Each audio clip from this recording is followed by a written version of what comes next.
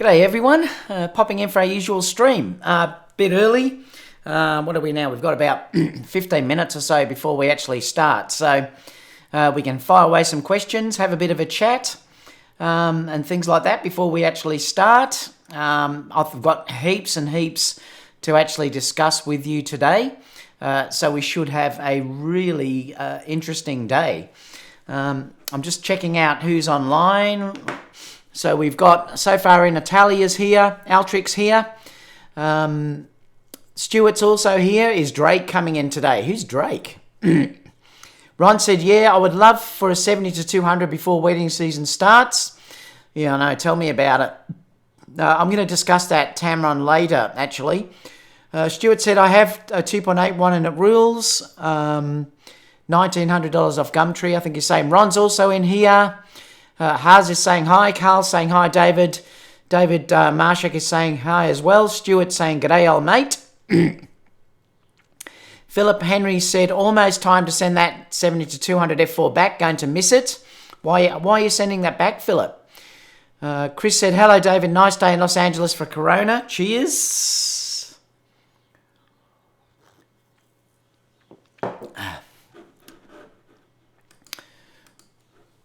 What else have we got? Kevin said, hello, David. Haas says, David, did you get a chance to check out the Ricoh APS-C camera? No, I haven't yet. Carl said, hello from New York City. Reza said, hello, David, from Melbourne. Mike saying, hello, David. Michael said, bam, what's up, everyone? Shaku said, he's just saying hello. James is saying he's here. Gary says, hello all. Rodney is saying, which flash is better? Which flash is better for what, though? What are you talking about? Are you talking about Godox, Sony? What do you mean? Woody said, hello, everyone. Greetings from Portland, Oregon. Steve said, greetings all. Philip said, rental. Oh, okay, now I understand. Gee, I'd hate to send that back. Don says, hi, everyone from Beaumont TX. And Thomas says, g'day, mate. Rodney says, hello, David. So we're getting a few in now, guys. I feel terrible saying this because after watching Camera Conspiracies video the other day talking about people saying they're sick at the beginning, if I do cough and splutter, I have got I think it's bronchitis, but so hopefully my voice will last out the show. I don't feel sick or anything, though. It's just this cough that I get. So if I do sound a bit funny, that's what it is. So sorry, Camera Conspiracies, if you're watching. What else have we got? Stuart said the photo posted up. Eric says, this has become my new Thursday night's norm. Sony news with an Aussie accent while Photoshop editing. Cool. Haas says, any of the products you are excited for the most, David? Well, I'll talk about that with the Sony products coming up. With the A7000 from that, I'm going to have a big discussion about that CP Plus interview with that Sony manager. So I might talk about it there, Haas, because it's going to be interesting to go through that discussion because it seems to have changed a few things. So, but I'll wait for that till we come up. I mean, I'm still obviously looking forward to a new camera, but I'm also looking forward to trying out the Sony 135 as well. That should be sometime this month, so I'm waiting to give that a go. Ian DeBrown's just saying, hi, g'day mate, how are you? Mike's also saying, thumbs up everyone, thank you so much, Mike. Jason said, circle space. Don't make me laugh, I will start coughing. I'll need more of this malty coffee, I think. Nice red shirt. I'm going to be giving some of these away on Saturday's shoot. I'll talk about that when we start the shoot in a minute. Look at this body, eh? Woo! So I'm going to be giving away a few of these.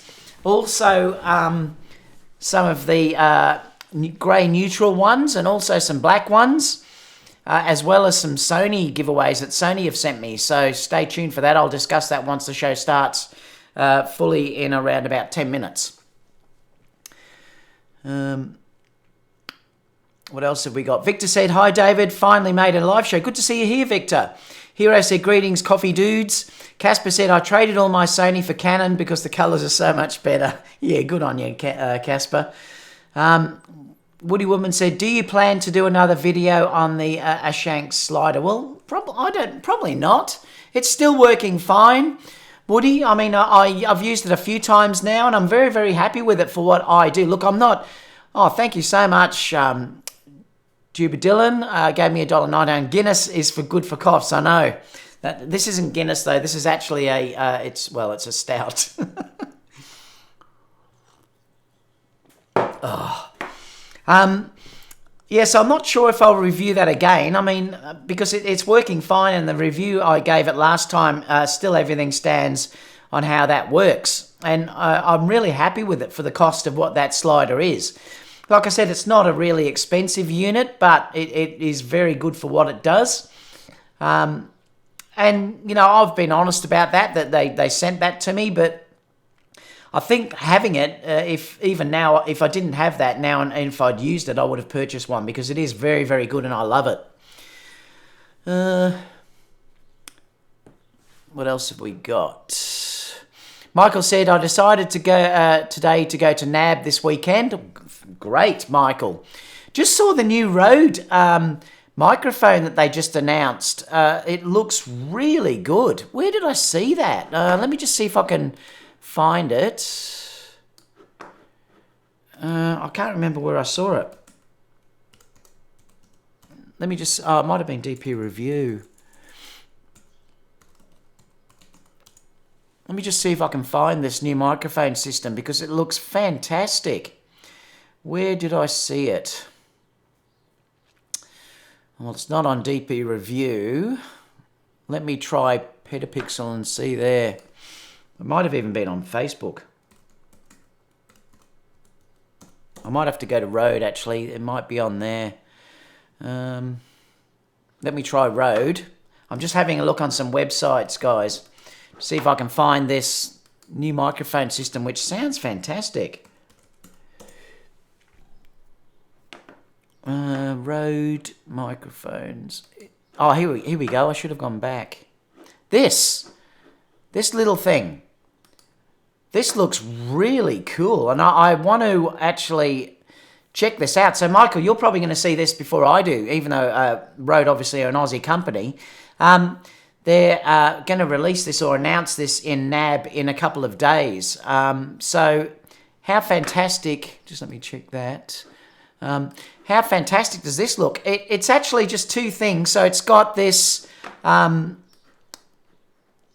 It's got this little receiver and a transmitter. Obviously, I think this has a built-in microphone actually on it, looking at it.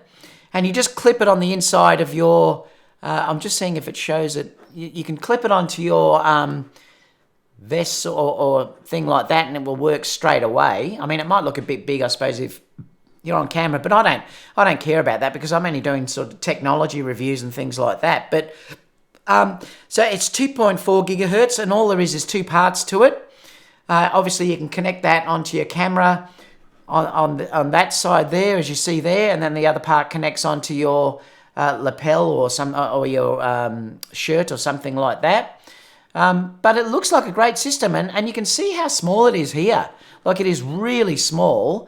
Like, I think if you're doing reviews and stuff like what I do, I wouldn't mind having it, like I said, where it just sort of sits on like that and the microphone's already built in. I think it lasts for around about 7 hours fully on. They're rechargeable, I think. They're not saying how much it actually costs yet, though, to buy them, but I believe it will work with things like even phones. They're saying it's going to also work with other systems as well, like a GoPro, stuff like that. So how cool is this little system? Rode are fantastic for their innovation, and this really interests me, actually. I'm always looking for smaller things that I can use to connect and do video reviews and stuff like that, and this might be absolutely perfect for that. So I'm seriously thinking about getting this when it's released. They're only 31 grams each. It's tiny and basically weighs nothing, and it says down there, perfect for vlogging, YouTube streaming, and more. What do you guys think about this? Apparently, it's going to be shown for the first time in NAB, but then obviously they'll announce pricing. They'll probably announce pricing in NAB as well, with a bit of luck. Let me just come back to here.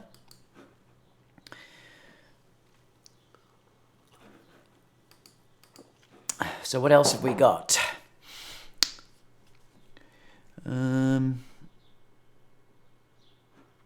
Michael said, oh, you decided. Stuart said, do you think the Godox version of the Profoto Connect will cost $19? It's probably all that's worth, I think. I don't like that Profoto Connect at all, Stuart. I think that is the biggest waste of design money that Profoto could have actually done. And I've discussed that in a couple of videos, but I don't know what they're thinking when they made that decision to design that thing. It's the problem with the Profoto Connect is it can't go anywhere. They're sort of targeting at people that are beginning photographers that don't know anything about lighting.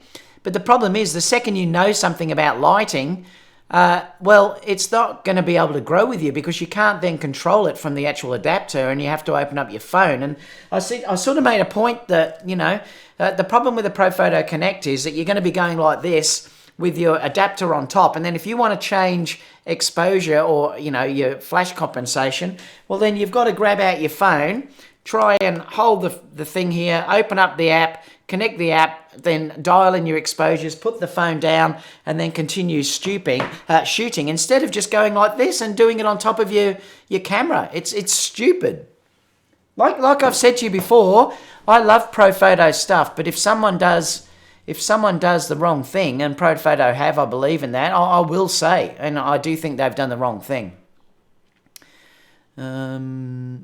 Woody said, I've had Bluetooth issues. It has a volume too, guys, because it looks like it's getting loud on there. Is it okay on YouTube? What Bluetooth issues have you had, Woody? Casper said A9 Maestro. PJ Smith said, there will never be a copy of that crap Profoto Connect, and you're probably right. Why would anyone bother? How are we going for time? Another 5 minutes. So we are in pre-show, guys.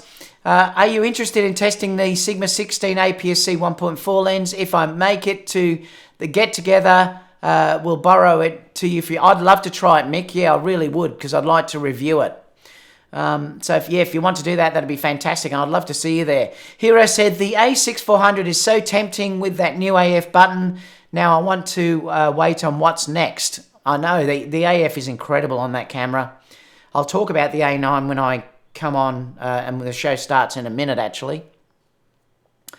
I got one for $200. Plan to try it out at the Grand Canyon in May, June.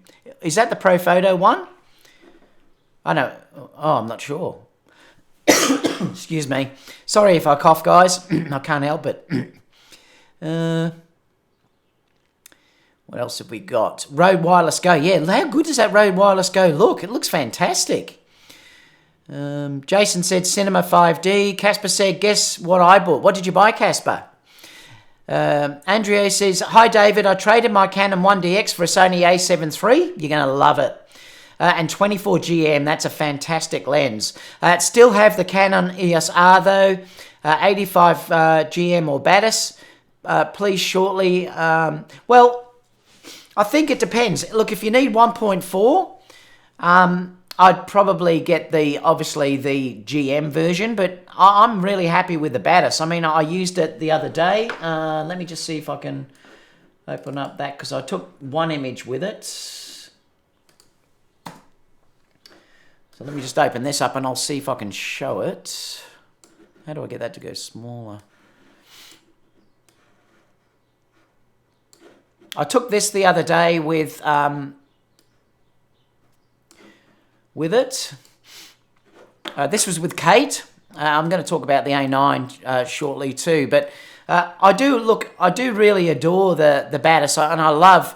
I even love the rendering that it gives me. And look, I think it's pretty close to what the 85 Sony gives you as well. They're very, very close in what you'll get with those, with both of them. It just depends really whether you want the 1.4 aperture and the weight.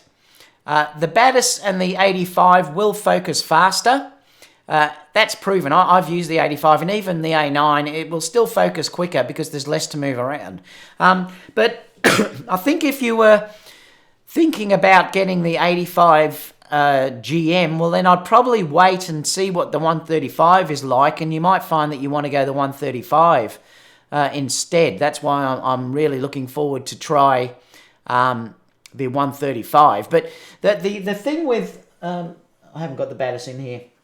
The thing with the Batis is that it is weather sealed, so that is one big advantage. The other real big advantage with the Batis is it is stabilized. So that is one big deal if you're using it with something like the A6400, for instance, where there's no stabilization involved. So that can be a really big thing as well.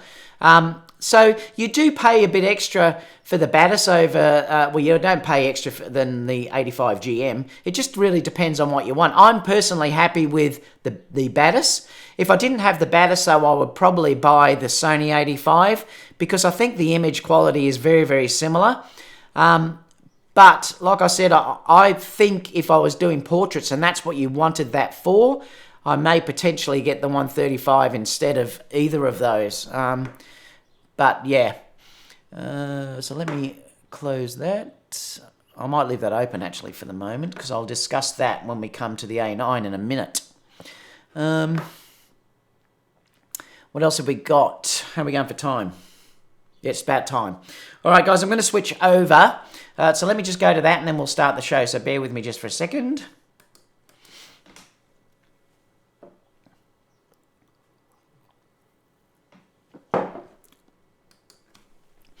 G'day everyone, welcome to our weekly Sony news, rumours, gossip and everything else that we always discuss. I've just been donated to from 95 as well, $5. Did you miss me? The 85 GM, I'm just putting that up here. Let me have a look. What did he say? The 85 GM is ridiculous, but I want the 135 GM. Yep. And I'm probably thinking a similar thing as well. I mean, I'll still look. We were discussing, people that are just joining us. We were discussing sort of getting the Batis or the Sony 85 or the 135, and I'm saying, look, if you were in the marketplace for one of those lenses now, it might pay just to wait till the end of this month and just to try the 135 before you make a decision on what you want to do. I discussed earlier too, guys, Camera Conspiracies is going to hate me, but if I do start coughing and spluttering, sorry, I think I've got bronchitis. So I feel fantastic. I don't feel sick or anything, but it's just I'm coughing and spluttering. So if I do sound a bit weird, that's why. So hopefully I can last out the show. So yeah, I think I'd probably wait at the moment just to try the 135 and see if that meets your needs before anything else. Don't forget too that I have got, before I just look at the discussion quickly, I have got the live meetup tomorrow in Melbourne at 6 p.m. Like I said, I've got 2 models coming, 2 amazing models. Can't wait to be shooting with you. I'll be actually doing a demo with my Profoto gear, and then I'm going to set up the models with you with some continuous lighting so that you can all take some shots of the models in a couple of locations, and then hopefully we can go out after that and have a bite and drink together. I've got stacks of these t-shirts to give away, so I'm looking forward to that. I've got orange ones and black ones and grey ones. Also, Sony have sent me some giveaways as well. So looking forward to giving those out on the day. So it should be a fantastic, fun event. So that's for anyone that wants to come to Melbourne tomorrow. There is an event listed. Please let me know if you are coming, because it does make a difference on the number of models that I actually have. I'll put the link down below straight after this. So if you are coming, just say you're coming on the event. And we're going to shoot for, probably 1.5 to 2 hours. There's no cost involved. It's just as a thank you to give that back to you. For my US subscribers, I am coming to WPPI next year in February, so I will be having meetups there with you guys. So that will be done over there with you. And I'll also be doing some stuff in LA as well. And then hopefully later on next year as well, there'll be something in Europe arranged too. So I will be coming out and doing some stuff with you guys as well. So unfortunately, it's not available this week, but there is something on the horizon where we can all get together and do something similar again. And again, there'll be no cost involved. It will just be a thank you for all of you guys supporting me. Just wanted to check that. 95 also just gave another donation saying, I use the 135 during weddings a lot with the Canon and I miss that. Yeah, that's why I'm really looking forward to trying that lens out. So let me just open up quickly before we start the show because I've got stacks to talk to you about. I am going to start up initially with talking about how I use the A9 on a first shoot with the new firmware update the other day. And to give you a quick thing, it's nuts. But I'll talk about that very, very shortly. But I just wanted to go over a few of these things before we actually start the show. Where were we down to? And Thomas said, sorry, I can't make it to the shoot this weekend. Where would be the best place to buy one of those Alpha shirts? Well, you can't buy one of these. These are sent to me from the US from Dave, one of my subscribers. Brandon says, still think some lavs will be better audio quality. No room for a windsock on that square. Yeah, well, we were talking about this new lav. Now, to explain for people that are just popping in, let me just move this out of the way for a minute. We were having a discussion about this announcement that was just made. Let me reduce this down. It's this wireless lav Go that's been announced by Rode Video. Or Rode microphones, and it's called the what is it? They're called the Wireless Go. And just to show you how small this thing is, they're two little devices that sit here. There's a transmitter and a receiver. Obviously, the receiver just fits on your T-shirt or something like that. You can see how small it is here, but it actually attaches through here. Now, yeah, I'm not sure how wind does work, and that's an interesting comment that you've made there. We'd have to see how that actually does work, but it looks like it's quite an interesting device, and it's something that I certainly probably will buy. For what I do, running and gunning type stuff, it might be fantastic. But I'm going to give it a go. It's going to be announced at NAB apparently. No pricing is released yet, so that's what that actually is. Let me just see what else people are saying before we start. Jason said maybe the Rode Wireless Go won't block the A6400 screen much, even without the bracket. Yeah, it might not, Jason. Michael said, yeah, it's the answer to the new Sennheiser the XS system. Yeah, it's going to be interesting to see their price point, Michael, to see what that actually is.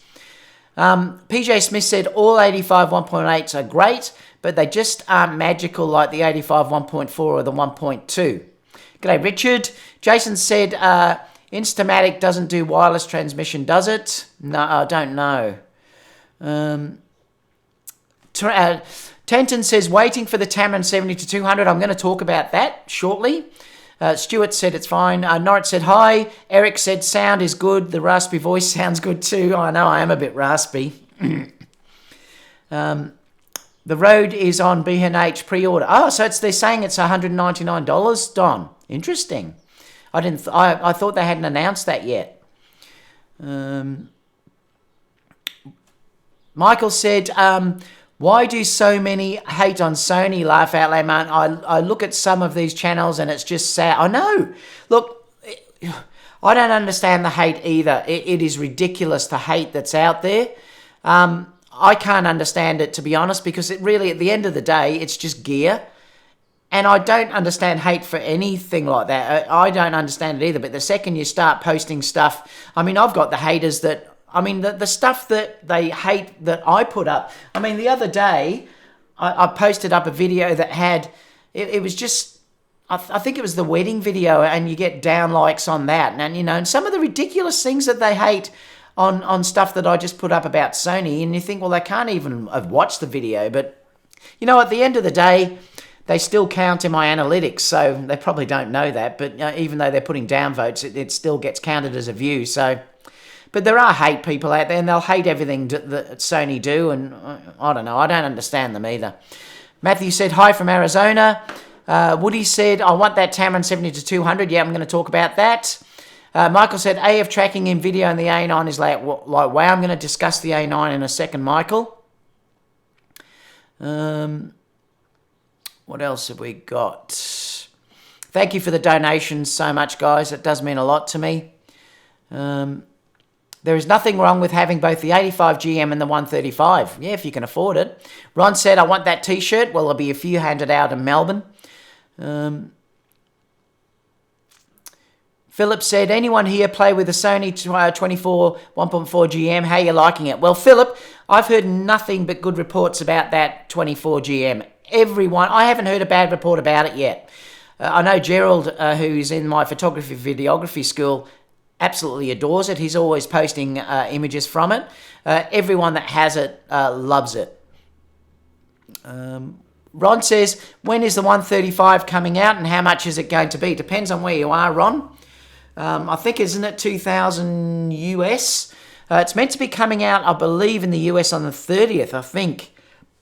I only heard in Australia middle of this month. That was the initial dates, but I haven't heard anything since. Michael said, yes, I have the 24 and it's a great lens. Yeah, I haven't heard a bad thing about that lens at all. Philip said, might check lens rentals when it comes back to play with it. Sadly, people are just now getting their lenses after 3+ months. Rogo is, yeah, so it's $200. That's not bad, really.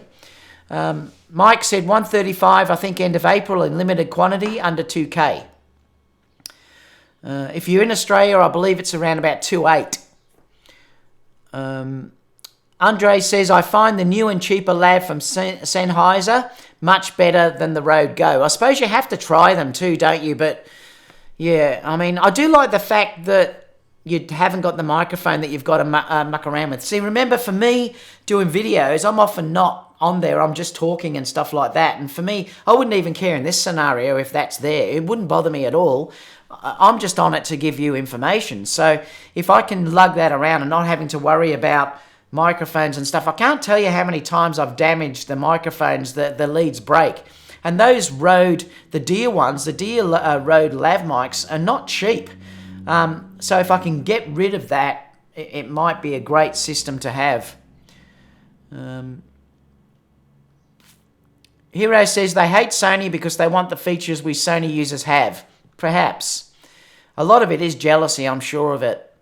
They hate us because they aren't us. PJ Smith said, you are so right about haters, they make no sense. I love Nikon to death, but don't get the hate. If the camera works for you, then that's all that matters exactly. When is the update for the A7 III coming and the A7R coming? I might talk about that shortly. That's about it, I think. All right, so we might go on to the first story. So let me put into here, first story.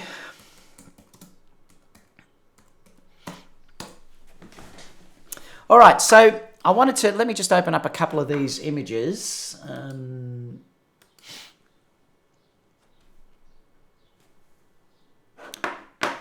Well, let me open them up in, I'll just open them up separately.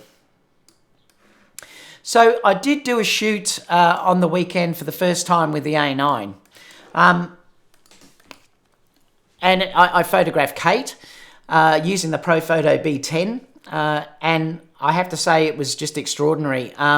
It's the first time that I've used it since I've had that firmware update. I mean, I've had the A9 since it was released, but it's the first time since the A9 has been updated. I better have a drink, I'll start coughing. And I couldn't believe the tracking in that camera. I mean, it got to the point where it was almost laughable how good it was, because normally when I used to photograph, I would have to be sort of checking and things like that it was following Kate and doing other things. But I ended up being so confident that I didn't even look at it for tracking in the end. I was just holding the back, because I use back button focus. I was just holding the back button focus and just firing away. And it was incredible. It was literally outstanding. And I couldn't believe it. I actually laughed to Kerry and Kate. I said, this is just ridiculous how well this is working. I'll show you just a couple of sneak peeks of it that I did. This was the first one that I'll show. I wanted to get Kate sitting down with Chanel Kate is a high-end model. She actually works for one of the high-end agencies here. And luckily, she likes working with me, so we did a shoot again. And I sat her down next to the Chanel window and got down very, very low. So I actually was lying on the ground to take this shot. And I had Kerry standing to the right here and with a Profoto B10. And I was using the Tamron 28-75 at 28mm. So yes, there is a bit of distortion, but I like the distortion that this is actually giving me. And sometimes it's so good to shoot wide angle. And I think, I love that aspect of shooting this way and giving something a little bit different. You've got to be careful doing this type of shoot because you'll notice that being wide angle, that it's going to show her boots and legs as being bigger. And I actually quite like that aspect in this image. I could have got around that by having Kate lean forward, and then that would have eliminated that completely. But I actually wanted that type of look with this. I wanted the different look and the distortion. So anyway, that was working with the A9. The eye autofocus was just, like I said, insane. That was the first image. If you look at the next one, this was using with the Batis, the Batis 85. I'll move this down so you can see the full image. So this was using the Batis. Again, it was lit by the Profoto B10. And again, I just love this image as well. And like I said, you'll eventually see this because I'll put a video together. I did film it, but I'm going to have her sort of moving and doing the stuff, and then I'll show you the still images. So it might be a bit more with me talking than the usual ones, filming and stuff. So I think that's probably how I'll run that. So you will get a video about how I did this with the A9 and the lighting and everything else, and that'll be up as soon as I can get that up. But overall, the A9 was nuts. It was incredible, stunning how the autofocus tracked her when she was walking, moving around. I didn't have to do anything. It was just on wide area with tracking on. The eye autofocus was just incredible. The second it couldn't get eye autofocus, it went to head, and then it went to full body. And it was just stunning. I mean, it was just brilliant to use it. And it has literally taken that A9 to a new level. It's certainly the best focusing camera that I've ever used, and it was stunning. And I can't wait to show people on Saturday as well with me using it how good this camera actually is now. It is just nuts, even in low light. It was nuts. But I adore this. Wait until you see some more images from it. Like I said, Kate is a high-end model. It would be hard to take a bad photo of Kate. She's stunning, beautiful girl, and I can't wait for you to see sort of more of these images. So that's that discussion. So if you were in the marketplace for getting certainly the best Sony camera out for now, particularly if you're into just photography, I'd say you just can't beat the A9. I know it's more expensive than the other cameras, but you literally like getting an A9 II now. So that is just unbelievable with that new firmware update. So if you were thinking about doing it, it's just fantastic. Let's go to now the first story. Hopefully my voice will last. All right. This is really interesting because I'm going to put in here second. Oh, I should have just put next story. All right, so Sony interview. Now, there's some really interesting discussions coming from this Sony interview. Because it looks like, and I'm going to go through this in a minute with you about some of the things that's there, but it looks like now that the A7000 may be coming after a full frame camera, but I'm not sure what's going to go on. Let's have a quick look anyway at this, and then we'll have a discussion about it, and we can open it up to the chat. But so they interviewed at C+, the general manager of Sony Business Unit, and he's from the Digital Imaging Group. I'm not going to read the whole thing because I'd like to put that down below, and plus I don't think my voice would put up with it today, but they're basically saying down here that how do you think that the full frame market will evolve? And they're saying that obviously they're going to continue to grow, and and that's a good thing, and I would have expected that anyway. And they're saying they're getting competition now from other manufacturers like Canon with the EOS RP and the EOS R, from Nikon, everything else. So they are saying that they have to continually grow. But there's some things in this that are really interesting that I thought, wow, when I read it. Now, there's a bit here saying that they're no longer alone in the full-frame mirrorless market, and that's obviously because now Canon and Sony have come out with, and also Panasonic, remember, have come out with full-frame cameras, where before Sony had it on their own. So there is now competition, so they are going to have to up their game, basically, because they now have competition there that they never had before. But they're saying down here, which is the part that I thought was really interesting, I'm just trying to find it where it was talking about it. They're saying that AI is going to be a massive thing that Sony are going to try and jump at now. And I did talk about I did talk about this a while ago. I actually put a video about I think the future of cameras may be AI, because I think they've almost pushed the technology and the sensor department everywhere else to be, well, it may not be the jumps that we used to have. And you're going to start to find massive leaps in AI that's done.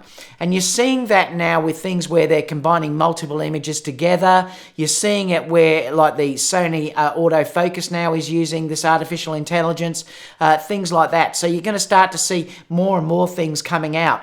And I think the next jump in AI is going to be where they're doing the multiple exposures, like HDR, in camera, combining exposures very quickly. So you'll press a shutter button once, and then you'll get a mix of high, medium and low exposures, and then you'll get massive dynamic range and things like that. So AI is going to be a massive thing in the future coming up. So that's one big thing that Sony is saying is going to actually happen. And they're saying they've been working on it for a while, obviously. But down here, it says here that some people have the perception that Sony is more focused on full frame than APS-C. Is this accurate? And they've said full frame is the best platform to deliver our technologies. But of course, these technologies need to cascade down to APS-C customers. So we will focus on both groups of customers, but the timing is a little different. Now, this is the interesting thing. What they're saying here is first full frame, then APS-C. It has been said that Sony has ignored the APS-C market, and our answer is the A6400. So, reading that, it looks like they're saying that they're going to have full frame before the next APS-C announcement. I was always under the impression that the APS-C would be announced first, and then the A7S3 would be announced later on in the year. But looking at this, it looks like we're going to have to wait till the end of the year to get any new camera from Sony. What do you guys think about that? And I'll open it up in the chat in a minute to discuss this, because this is a really interesting article, and I was very surprised when I read this. So they're saying that, yes, they are going to deliver some APS-C stuff, but they want to deliver the full frame stuff that they're going to release first, before the APS-C. And I'm a little bit disappointed, because they still haven't answered the XT3, and I've discussed that with you guys before. That still has not been answered, and that's why I thought they would have for sure released an APS-C camera before a full frame a full frame camera. So that's really interesting, and I thought, wow, when I read that. So that's something we need to discuss, and like I said, I'm going to come back to the chat shortly about that, because there's a couple of other interesting things that we need to discuss out of this as well. They're also saying here that, and by the way, they're saying that the answer to this was the A6400. So does that mean that all we're going to get is the A6400 at the moment? And that appears to be what they're saying there. They're also saying, do you think you'll have GM lenses for the APS-C cameras? And he said no. Looking at that, not maybe a GM, but high quality lenses are definitely for development. Do you think APS-C is a format that could be used by professionals? Honestly speaking, for still photography, full frame is more appropriate for professionals, but for video, APS-C is good for both amateur and professional customers because size is close to Super 35. So they're saying that they're going to concentrate more on the APS-C for video, and that is a bit strange too, because if you're thinking the A7S III, he said later on that the A7S originally was developed for stills, as a low-end still camera. It wasn't really thought of as the high-end video camera, and he mentions that somewhere in this document. I can't remember where, but he did mention that. He also talks about how the Blackmagic Pocket camera is wonderful, and that, you know, these smaller lens sensors are great for video, and that's why he's saying that APS-C is going to be good for video. He said, are you interested in development for sign lenses? And he basically said it's possible. I'm not going to read the whole thing because you guys can have a look at it as well. He's also saying, what kind of products do you think would suit this market? And he's saying, as you know well, still and movies are completely different. Some people think that 30 or 60 frame per second still shooting is the same as shooting a movie. But the mentality of stills photographers and videographers is completely different. That kind of fusion, I don't think it's realistic. Now, I don't agree with him on that, but he's actually saying, I don't think it's realistic. He said, we want to create new cameras for both kinds of creators. So this is really interesting because I think Sony, and this absolutely, I thought, wow, when I read this, because I think Sony probably make the best fusion cameras that are out there. And then they're now, according to this guy, he's saying that he believes that they want to make them as separate cameras.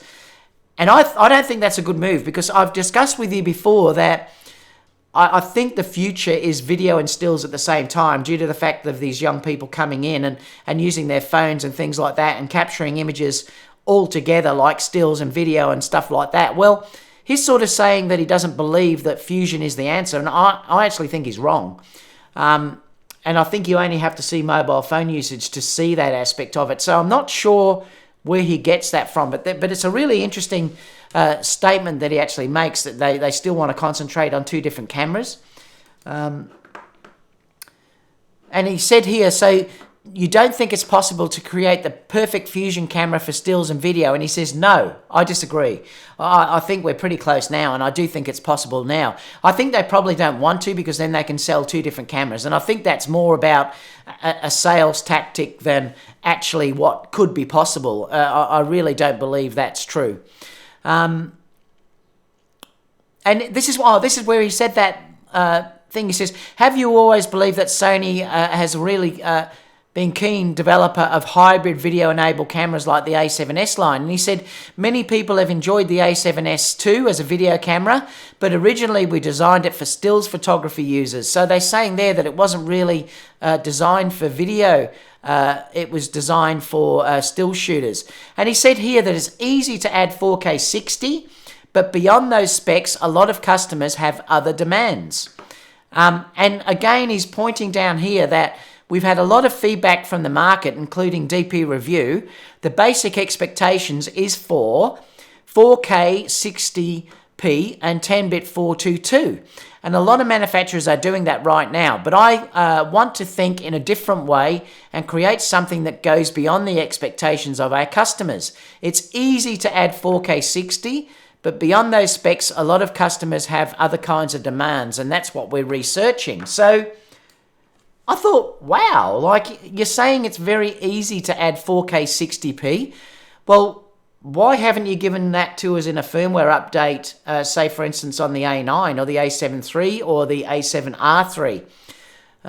If it's that easy to add, why haven't you given us that? And I would think that surely, I'm not sure whether perhaps the A7 III and the A7R3 may not have the ability, or they might overheat or whatever. That could be the problem with the reason why they haven't added that in the camera. But I'm sure the A9 processor probably could handle 4K 60. And if it is an overheating issue, why not just give it to us and then we could have, say, 3 minutes? I wouldn't mind having it for 3 minutes, and then I could just turn it off and just shoot these short clips, because that's all I do anyway. But if it's that easy, why don't you give us the 4K 60p? But clearly they're saying that they're going to have the new cameras are going to have something very exciting, and I'm not sure what that may be. Obviously, if they're saying 4K 60p is very easy to give us, and 422, they must be thinking about giving us much higher bit depths, and also something like, 4K 120 or something. They must be thinking about giving us something major over that, and it's just interesting what he's saying in these conversations. Your new cameras can shoot HLG video for new generation of displays. How will this technology influence still cameras? This is also another interesting comment, because he said JPEG is an old format, limited to 8-bit. Movies are going to be 10-bit. So he's already said that they're going 10-bit.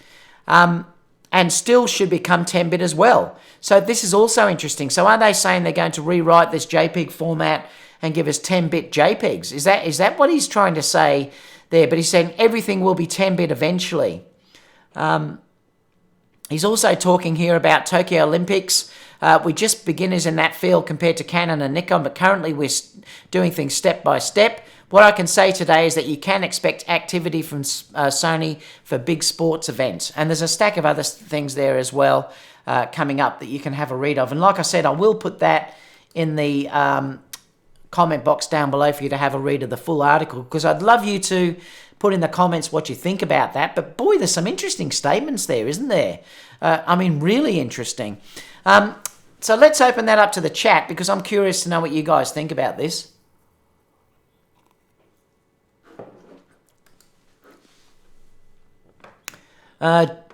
Andre says, but why the Sony a7 III isn't... I'm not sure what that meant. Jim said, have you seen Manny's recent video on the color science Sony versus Canon? I think he did a good job with this skim over non-scientific comparisons, as he stated, subjective. Yeah, and I don't believe there is an issue at all, Jim, and I've proven that before. Even the update, when I used the A9 against the 5D Mark IV, both using 70 to 200 millimeter lenses, and the colours were that close straight out of the camera that one little slide of a dial and they'd look identical. I believe that is just complete crap.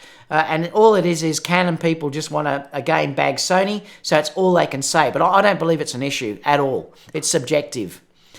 What else have we got? I'm just seeing what other people are saying.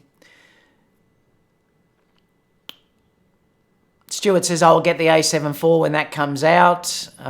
Sony price jump. Why, has Sony gone up? Have they, Photo Man? Have they gone up? Have they?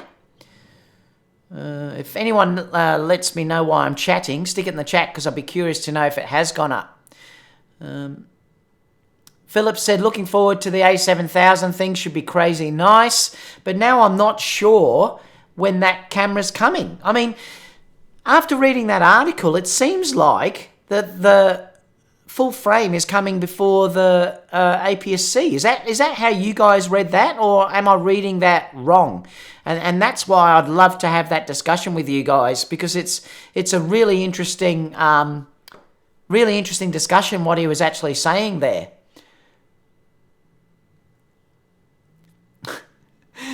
Casper said, I think he's trying to pick up a new sponsor. I haven't seen that video. I don't know what was said in that video, but look, I can tell you, I shot a lot of images when I did that Canon test, and all of them to me looked like they were that close out of camera that it wasn't funny, and by one or two sliders, I could make them look identical. I don't think colour... You can't tell me that when you looked at those images of Kate a few minutes ago that the colour wasn't beautiful straight out of that camera. What are people whinging about? It's like I've said before, I've never ever had someone complain to me that when I open up these images that... I mean, these have been edited, but, I've never had someone say to me that, these images that are coming out of the Sony camera, are not, like, nice coloured images. I mean, what are they... Where are they coming from? And what is the stuff that they keep mentioning about colour science? I've never had a client ever say to me, David, the colour's not good on that image. So what on earth are they carrying on about? I mean, I don't know if I did show it, I think. It's rubbish. Don't believe it. That color science stuff is just things that people make up that don't like Sony, and they used to whinge about the Sony lenses. They used to whinge about the Sony dual card slots. They used to whinge about the Sony focusing in low light. Now that Sony have fixed all of those things, they have to bring up something else, and they're going to bring up the Sony color science. There's nothing wrong with it. Don't get sucked into the hype. In fact, look at Tony Northrup when he did that test. Most people picked the Sony as being the best thing, the best color that was there, and they were independent viewers. It's all a load of complete rubbish. The only people that's going to say that are the Canon lovers that are going to say it because they're so brainwashed to thinking that their color's better than anyone else. Yeah, it's just complete rubbish. What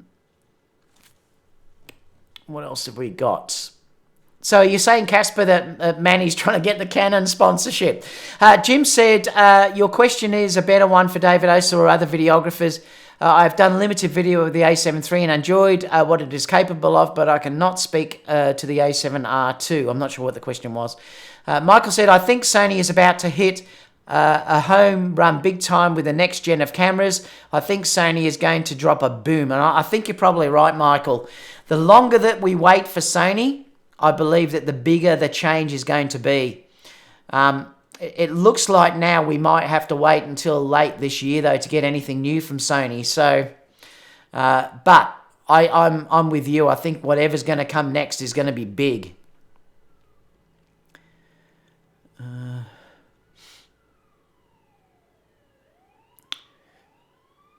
Just checking what other people are saying. I'm just laughing at Jim because he said to Michael, our wives are secretly watching the bank accounts for the event. I love it. That's funny. Andre says, thanks. I know that David doesn't have the R3 yet. I'll probably get the R4 when it's released. And I'm going to talk about that new rumours about that as a story a bit later on. So I'll wait for that in that story that's coming up. Casper's still saying, guess what I bought? You're not telling us, Casper. Let me see what else people are saying. Tim said, save your voice for the color on the color science crap. We need you for tomorrow. I'll be there, Tim. Don't you worry. Chris said, color trolls. I shoot Canon and now shoot Sony and the colors are great. Exactly. There's nothing wrong with the colors. Guys, don't get sucked in by these trolls that keep saying the colour is no good. It's rubbish. It's not true. The colour is beautiful. And look, when you take a shot, you're not going to have two shots side by side. You're not going to have a Canon shot and a Sony shot done at the same time to give to your client. They're never going to notice the difference. Thank you so much, Long Rider. He just gave me a donation. Really appreciate that.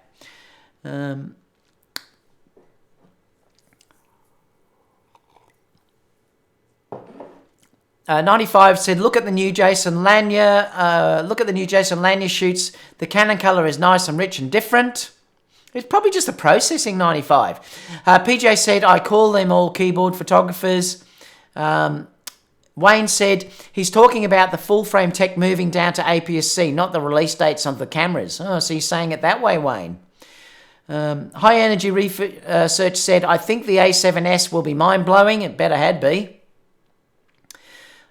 Gene says they probably just want the yellow skin tones from the Canon cameras. Probably. And like I said, it's nothing that you can't do in post anyway. That's what makes me laugh about this. Remember, you're shooting RAW. When you're shooting RAW, you can do anything to those cameras later on. And to balance against the Canon look, once you have that look that you use, it's just a simple preset that you can load every single time and match it if you want that. I never even bother about it because I like the colours as they are. So, yeah.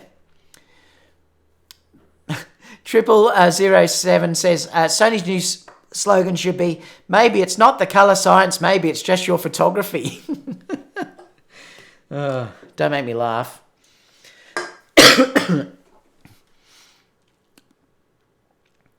Do we really need to keep buying new gear? No, we definitely don't, but I like doing it. You don't need it though. No, of course you don't, Top Vision. C and Link said color science is only important if you're a JPEG shooter. If you shoot RAW, your RAW converter is more important. Exactly. But I found the new JPEG colors are quite beautiful on the Sonys. The A9, the A7 and the A7 III JPEG colors are really top notch now. In fact, I often use JPEG straight away. What else have we got? PJ Smith said, no, I'm a JPEG shooter and still does not matter to me. Yeah, like I said, I've got no problem with JPEGs either now. You skipped over what I bought. You never see Casper, did you? More coffee. Wait, I'm a Sony fanboy. Okay, let's go. Next story. So, put it down again, Casper, and put at David Oastler because I missed what you said. What was I going to say there? So make sure if you're if you're not in the live chat, put down in the comments box down below what you think about all that sort of discussion we just had about APS-C and everything else. I'm really interested to see what you guys have to think about that. Next story is you can now pre-order this.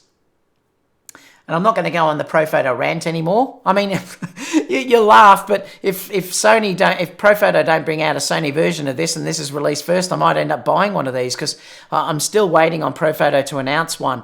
But apparently you can order the new Godox V1 now from Adorama. I thought, but the interesting thing was I noticed they're saying it's for pre-order, but I did notice on Petapixel that, I'll have to move this over for a second. Let me just move it. Oh, I haven't switched. I was just saying here that you can now pre-order the Godox V1 at Sony. At Adorama now. I don't know whether it's on B&H at this stage, but you can pre-order it now. And I don't know if they're saying when it's going to be available. I don't think they're giving dates. But I also noticed, and this was the interesting thing that I just read too, was that it's quarter of the price, obviously, of the Profoto A1. But the interesting part is, and I read down here that, where was it that they said down here, we're hearing now that, it's just saying here, in fact, the similarities are so similar that Profoto is accusing Godox of that patent infringement that's coming out. But they're saying here, we're hearing that there are indeed dire warnings being made to retailers behind the scenes. So it's interesting that Adorama is moving forward and taking pre-orders. We're reaching out to Adorama for comment and we'll share an update when we learn more. So it's interesting to see that they're saying that, but I'm not sure whether Petapixel are sort of sponsored by Profoto or not. I'm not actually sure. I know, like a number of users, we put this into my photography and videography school about this, and we had a really good discussion about it and stuff like that.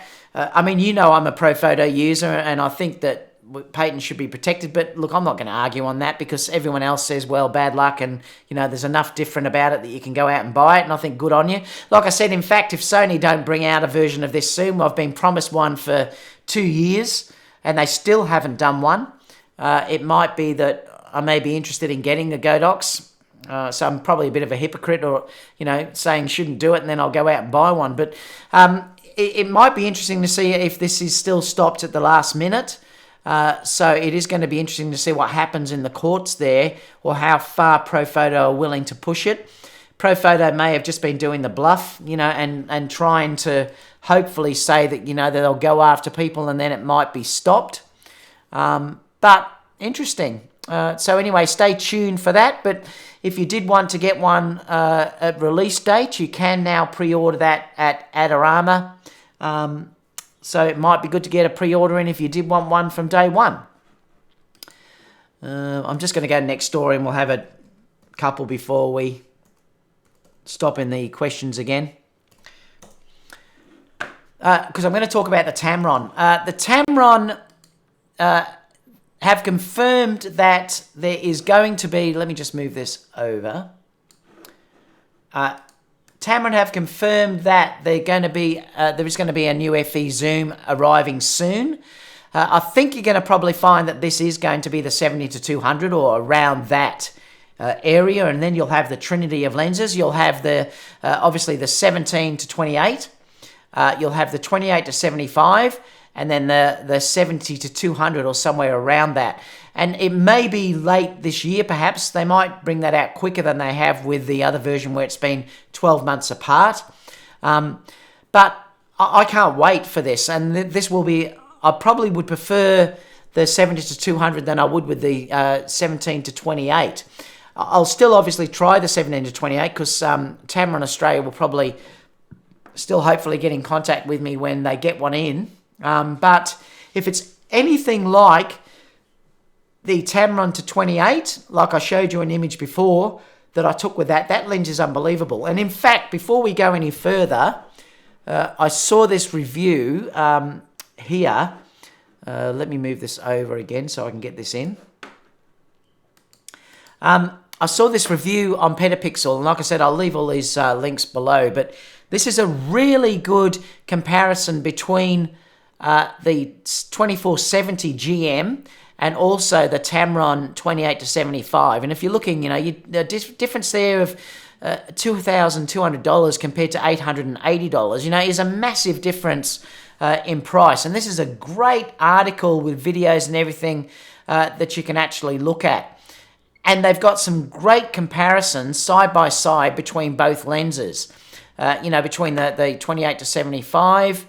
And they're saying that, like if at 5.6, we're comparing the Sony 24 at 24mm and the Tamron at 28, and we can magnify our eye, and looks like the Tamron is sharper. And I've heard nearly every reviewer said that in the center the Tamron is sharper. Where the G Master is a bit sharper is on the outside edges, which doesn't matter to me. If that matters to you, obviously you would need to go for the GM. And obviously if you need a wider lens, you need to go for the GM as well. For the Tamron, when you look at the color of the photo, it looks not only lighter but warmer. This is pretty consistent throughout the focal lengths. So the Tamron is a little bit lighter and warmer. That can also give it a bit more of a Canon look, which is interesting.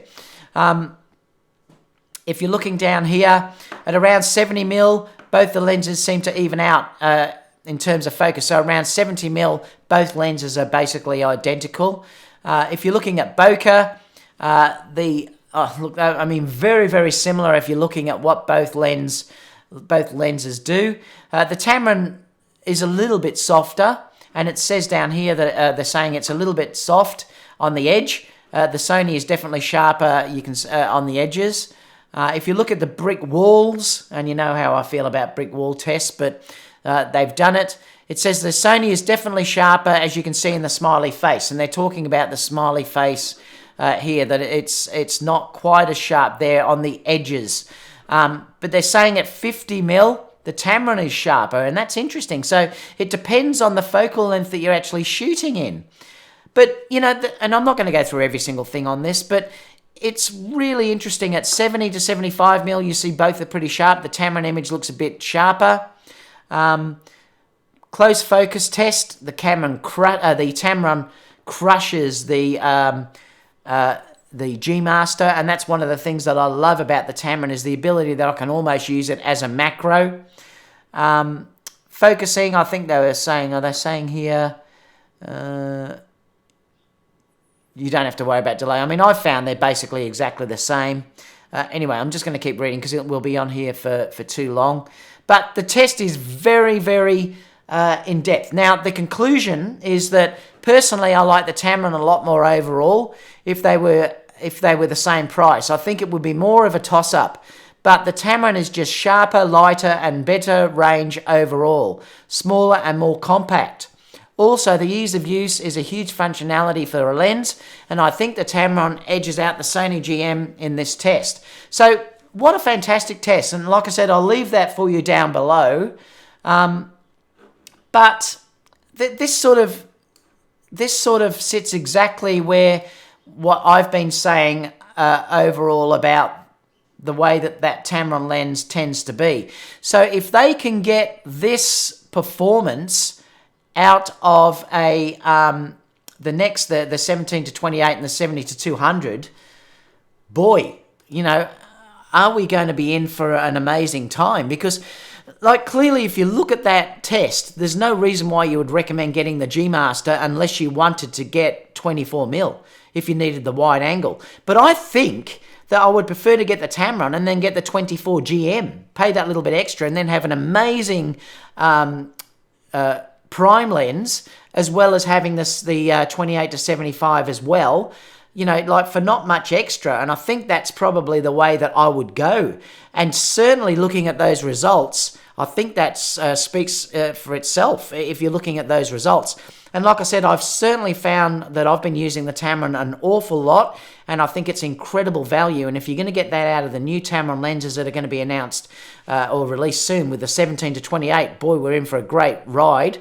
And if the 70 to 200 is as good as the G1, and I'm sure it will be, which is an outstanding lens, the 70 to 200 G Master is going to have a run for its money. So really interesting. So let me open up the chat on that, because I think that's really great news. Let's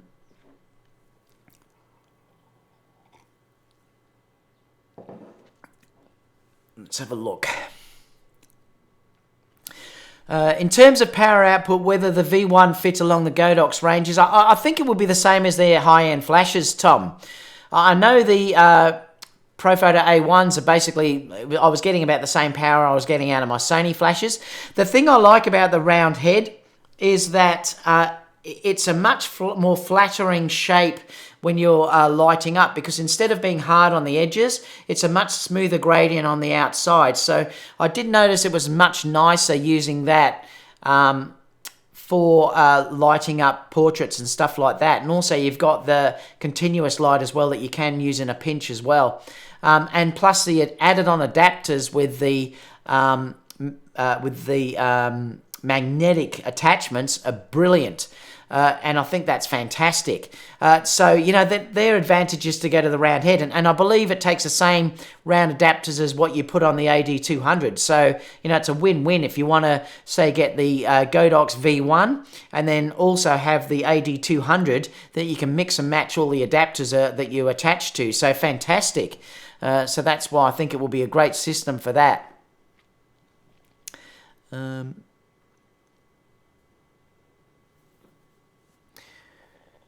Tim said the Godox Sony version at least wouldn't be considered a copy if the Profoto version didn't exist. PJ Smith said it's a round head, so power is similar to the top-of-the-line camera flashes. Yeah, I don't think it'll be any different. Ray said waiting on the Tamron 70 to 200. They're not giving a timeline, though. Whether it's going to follow the usual timeline that Tamron has now of having a release around about mid-year. That's when the 2875 came out. I think it was May or something. So that's sort of about that same time. Again, it's going to be the same time for the 17 to 28. So they may do the same with the 70 to 200. So you may be waiting a while. Hopefully it'll come out a bit quicker. Any idea when the Tamron is shipping? No, there's still no news yet. Cian Link said it's hard internationally to sue companies because China doesn't honour extradition and their citizen for breaking IP laws. Woody said, I just picked up the 28 to 75 and so far it's amazing. Yeah, I love that lens. PJ Smith said, I wouldn't buy a new Tamron strictly based on the crappy paint finish that gets marked up and trashed. Wow. Mine's still real. Oh, I'm using it on there. Mine still looks, I'm rough with my lenses and mine has held up really well. So I can't complain about that. But you know what? I don't care about that. You could buy two of them in the price of getting one GM. So if that's the case and you are that worried about it, you're still in front if you buy two of them. You had one for a year or 2 years and then you bought another one. You've got to think that way. But the outside doesn't matter. You know, the outside doesn't matter to me. It's how the lens works. Casper said, we'll never beat my G Master. Mick said, I am interested in the Tamron 70 to 200 2.8 for FE, but I'll wait for the reviews first. PJ Smith said, don't buy third party. I need all my points for MPS. Stephen said, if I was claiming lighting as a business expense, I'd get Profoto, but for personal cost, Godox is best. Yeah, and look, and you can't beat them on price. And And I totally understand that, and I've discussed that before. They certainly are amazing if you're dealing with cost.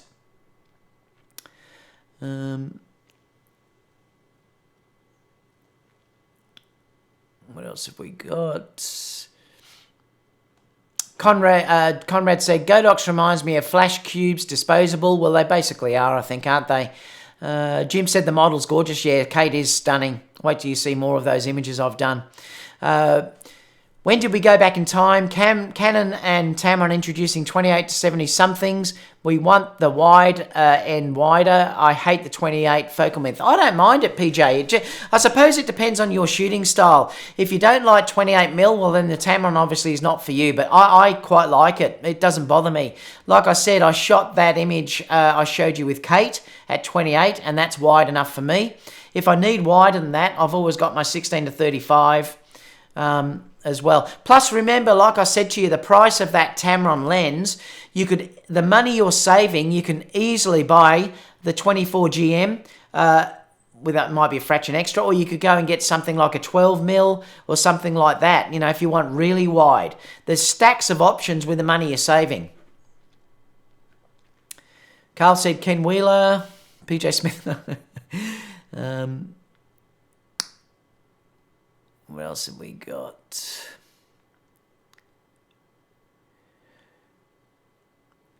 I'm just trying to see what people are saying. Stuart says, can any of you Yanks get me Jared Polin's autograph? Michael said, David, you've been demoted. Casper pull a stripe off his Sony wear. Don't know what that means. Eric said the Tamron 70-200 will probably be much better than the GM. I had issues with the GM and sent it off to be checked out. Turns out it had misaligned OSS motor. Interesting. Casper said, yes, if I will if it doesn't do a review of the least...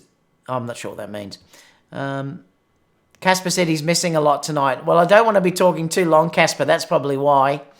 Delta Dave said, sounds like Profoto is going to pull their product from sellers that take orders on that V1. Good on them. Yeah, and it does sound like that may be what happens, Delta Dave. Thanks for coming in too.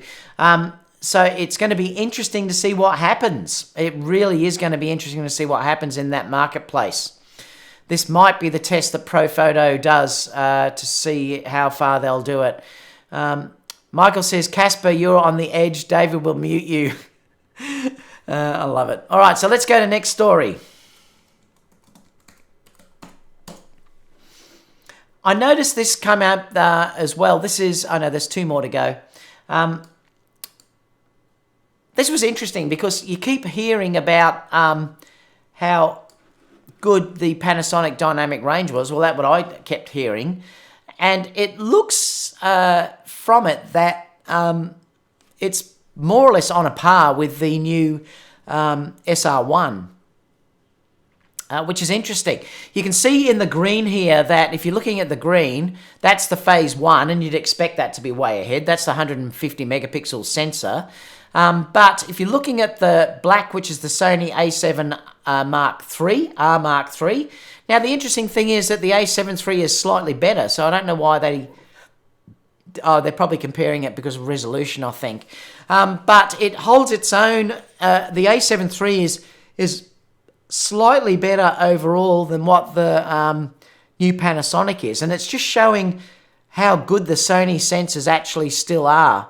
If you look at, you know, the Panasonic's just been released. We don't know what sensor's in that yet, but boy, are the Sony sensors holding their own. Who knows what the new sensors are going to be like that are released, and I'm going to talk about a new sensor in a minute. But, you know, it really is incredible how they're sort of still way up there even now. And like I said, the A7 III is slightly higher than the A7R III. Last story before we go to a question and answer is this, because I wanted to discuss this new SR3. It's saying in here that there's rumours about a new 100 megapixel full frame sensor. Now, I did hear today that there is a company that have just announced that they're going to use this sensor in a camera that's coming out. So the sensor obviously is there. and it's just probably waiting on Sony to produce another camera. I think this is probably going to go in the A7R4, which could be released late this year or early next year. And they're saying basically that it's a 100 megapixel full frame sensor with 6K video. And there's a whole stack of information that you can read about this that I'm not going to go through basically to save my voice. But I will, like I said, put this down below. There's stacks of stuff that you can read if you're into all the technology stuff there about how the sensor actually is going to work. But looking at this, I think it's pretty clear that if you look at the timeline of how cameras have been out, that the A7R3 is due for a replacement. If you go back and check when that was released, it's due now roughly, or around June, I think. So I do think we might find that that is announced later this year. Now, this is one that I am sort of interested in getting, and it might be the one that I replace my A7R2 that I'm using now, actually, to record with. That probably will be the one that I did. I didn't think, for me personally, that the jump was big enough from the A7R2 to the A7 III, but this may be big enough that I can justify just having that for when I need it. Doesn't mean I'm going to go out and shoot 100 megapixel stills. No, I'll still use it like I do with my A7R2, which is use it sparingly. I use it when I do studio work. If I'm doing landscape work sometimes or architectural work, I'll use that. So if I had the 100 megapixel one, I may be able to use it. It also could be used, obviously, hoping that they bring out a lower end format that you can use that may be 60 or 50 megapixel or something. So I do think this is probably going to come out. I think it probably will be out or announced late this year. I think the A7S III obviously is going to come out before that camera will be announced. But these are all in the pipeline. Who knows what dynamic range this is going to have? The rumors are saying that the dynamic range is better than anything that we've got now. So they're saying it's going to be incredible. They're saying it's going to have a 12-bit ADC with on-chip binning, line skipping, 4K 444 video. So who knows what this is going to be? I mean, who knows what dynamic range this is going to have? But excuse me. Like I said, it's very exciting for what the future is going to give us. Before I open up the questions, I still don't think we're going to see, I might be proven wrong, I still don't think we're going to see an 8.9 this year. I think with the firmware upgrades that have just been announced, and we're going to get another one in June or July, sometime they said, I think we're probably going to stick with that for the Olympics next year. I think we'll probably see more lenses announced. I think that's what's going to happen. I think the cameras are still going to be the A7000, hopefully sometime this year. I'm not sure now after reading that announcement from that Sony manager. I'm still hoping that that's announced in June, and then we'll get an A7S late this year sometime, and potentially have an A7R4 with this 100 megapixel sensor announced by the end of the year. And obviously some new lenses for the Olympics for 2020. So let's open it up to Q&A to see what people have to say before we finish for the day. PJ Smith, I found that most Tamrons are not actually 2.8 lenses, but actually more like 3.2. I don't agree with that, PJ Smith. I think it seems to be like it's 2.8 to me. Jamie said, any rumours when the Tamron 200 G2 will be released? No, there's no, I haven't heard yet about when. We can't see what you're looking at. Didn't I pull it up? Oh, didn't I go over again? Oh, did I go over to this for the rumour? I'll just bring it back. Sometimes I'll forget to switch. There's not much to show on there anyway. It was just this rumour about a 100 megapixel full frame sensor. And like I said, there's a whole stack of data that are actually there as well. That's really all it is. So it wasn't missing much anyway. Let me just switch back to questions.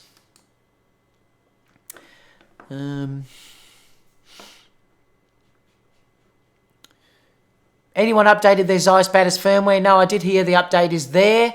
It needed it though, because I believe they were having focusing issues and things like that. So it'll be interesting to see if someone has and their thoughts on that. Casper says, are you a member of Sony Pro Support? Yes, I am. The Sony Pro Support in Australia is incredible, Casper. It really is amazing.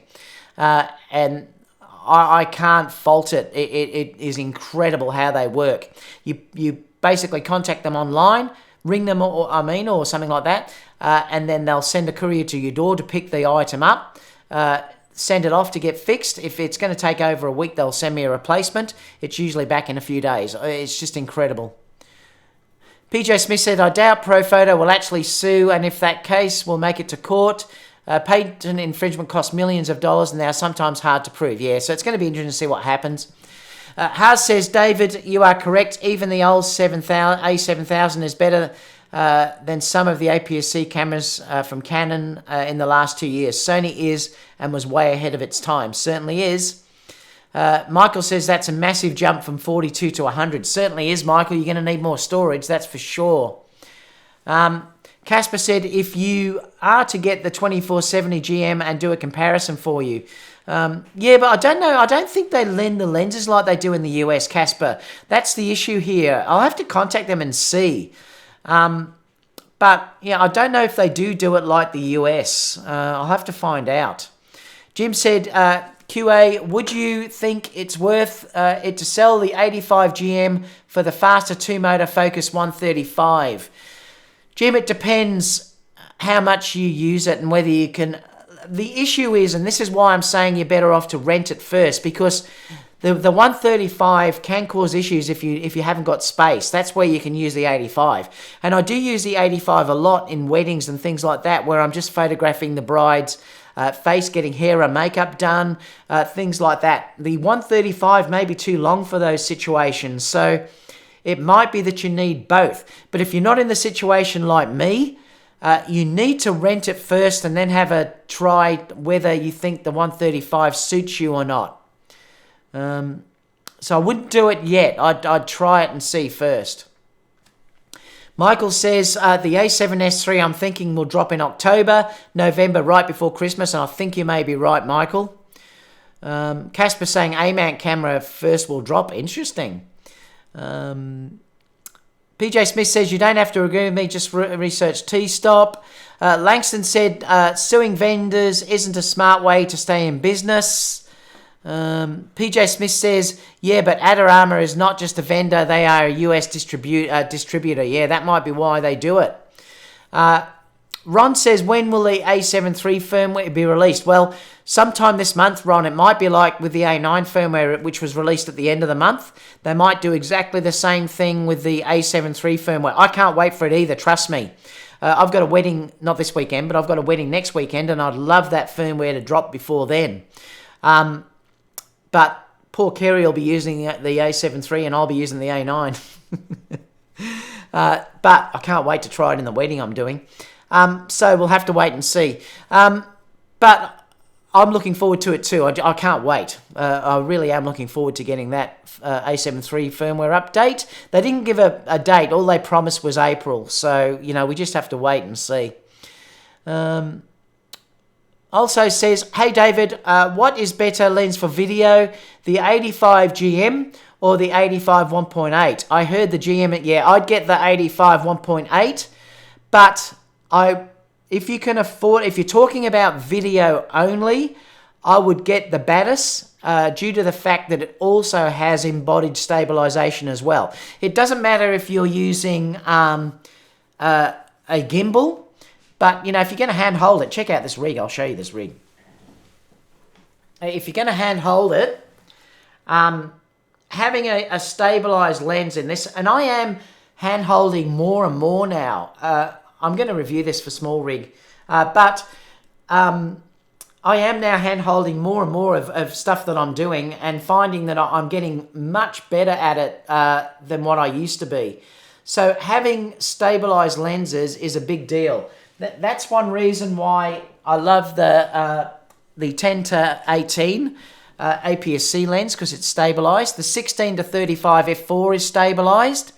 And also the Batis 85 is stabilized. So it depends on what you want to do. If you're using something like an A6400 and you want to do video and you love 85, I'd probably get the Batis over it due to the fact that it has IBIS in the lens. At least you're getting some IBIS, and it does make a difference. Otherwise, I probably would get the 85 1.8 due to the fact that it is so much better focusing than what the GM is. Remember, the GM is slower focusing because it's got so much more to move around. You know, and it really does have a lot more glass to move around. So I would tend to get the 80, and also weight as well. Don't forget, you're carrying around a lot more weight if you're dealing with the 85 GM as against the 85 1.8. So I'd get the 85 1.8 if I was doing video. Thank you so much, Jim. I really appreciate that. Where were we? How about the V1? We discussed that, Steve, just before. Looks like a great light.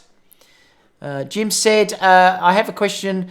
Doubts about new lenses. I'll rent them for a few days to see if it fits. And that's a great way to do it, 42 Pros, if you can, is to rent it as well. Because that is a great way to see if it suits your, if it fits your needs. And that's one of the things that I do actually recommend. Also said, yes, video only, David, selling just received GM. Yeah, I can understand it. If you're talking about video, the GMs are very heavy to carry. And particularly if you're putting them on a gimbal and stuff. If you're putting on a gimbal, the 85 1.8 Sony is perfect because it's so light. Thanks for the donation there, Jim. Casper said, GM works fine for my videos. Altric says, now that we have the firmware update, can we get a video on how you shoot video on the A9? Yeah, I'll have to do that when I get some time, Altric, actually. So are there any last questions, guys, before we call it a day? Remember, I'll see you all in Melbourne tomorrow. A lot of lucky people are going to get these T-shirts. Thank you so much, Dave. A lot of people are going to get this. Like I said, I've also got some giveaways from Sony to give out as well. So stay tuned for that. I'll be seeing you at the GPO tomorrow at 6 p.m. And we're going to have a shoot for an hour and a half, 2 hours. So really looking forward to that. Please, if you can too, guys, I really would appreciate a thumbs up. It does make a big difference too to how many people see my videos. As you know, I'm not sponsored by anyone. So that does make a big difference as well. Casper said, not everybody weak like you, David. Yeah, I am getting weak as I get older, Casper. Jim said, thumbs up, please, everyone. Langston said, I used the modelling light from the ADB2 Godox for video yesterday. Not bad, despite what people said. That's cool. PJ Smith said, it's too bad renting professional level cameras cost so much. Yeah, I know, they do. But you know what? It probably is worth it if you're not sure. Because it's a lot of money if you have to go out and spend $3,000 on something. 42 Pro says, Jim, lemsrental.com treated me very well. Josh said, is the Sony 50mm worth the purchase? Are you talking about the 1.8? I'd get the 55 over that, but that's just a personal thing. If you're talking about the 1.4, that's beautiful. Woody Woodman says, have a great one, everyone. Michael said, I had the 2470 GM and sold it after having the Tamron 28-75, and I don't blame you, Michael, at all. I felt the GM was sharper, but the Tamron weight fits me. I also had the Zeiss 35 1.2 after 2 weeks with the 24 GM, sold the 35. Yeah, that GM is an amazing lens, that 24. That's one lens I may eventually still get. Jim said, thanks to 42 Pros. Casper said, I want one shirt. Mike said, thanks, David, for another great show. Have fun tomorrow. Yeah, we're going to have a ball. We really are going to have a lot of fun tomorrow, guys. I can't wait. We're going to shoot in a stunning location in the Melbourne GPO with a couple of stunning girls and just have a lot of fun. Really can't wait to see you all. But like I said, guys, from the US and Europe, I am going to get out to you guys, particularly, like I said, definitely in February for the US viewers. I will be at the WPPI and also LA. I'm going to come out for 3 weeks, I think. So we should be able to, in that time, organise meetups with a number of you, and we can hopefully get, do some shoots and stuff like that, and have a lot of fun together and drink a few coffees together.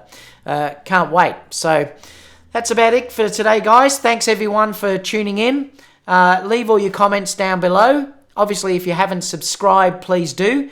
I have got Patreon, remember, there now. If you do want to join me on Patreon, I have added quite a number of videos now. That's the place where I've been putting my behind-the-scenes wedding editing videos, and I've been going through some editing shots. I put an editing one up just the other day where I actually edited it live. So that's gone on there now on Patreon. If you don't want to join Patreon, there's also PayPal too if you just feel like you want to leave a donation. So you don't have to do that, guys, at all, though. It's just I'm just saying it's there. I just appreciate also your friendship. That's all for everyone. I have posted a couple of videos over the last couple of days showing NDs and also for my Osmo Pocket. So have a check at that out. I've also put another video on the other day. I can't remember what it was. I've got a great product though that they just sent me the other day. Stay tuned for that. It's only small, but boy, this company sent me this, said, are you interested in reviewing this product? And I said, oh, yes.